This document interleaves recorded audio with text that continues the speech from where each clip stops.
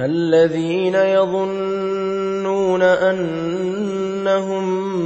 ملاقو ربهم وأنهم إليه راجعون يا بني إسرائيل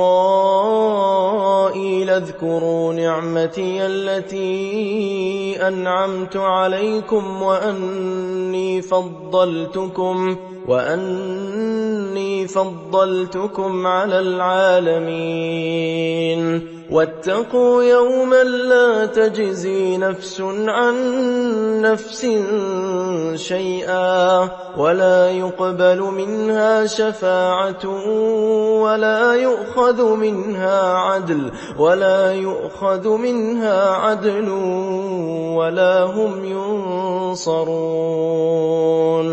وإذ نجيناكم من آل فرعون يسومونكم سوء العذاب يذبحون أبناءكم ويستحيون نساءكم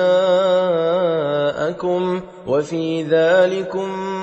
بلاء من ربكم عظيم وإذ فرقنا بكم البحر فأنجيناكم وأغرقنا آل فرعون وأنتم تنظرون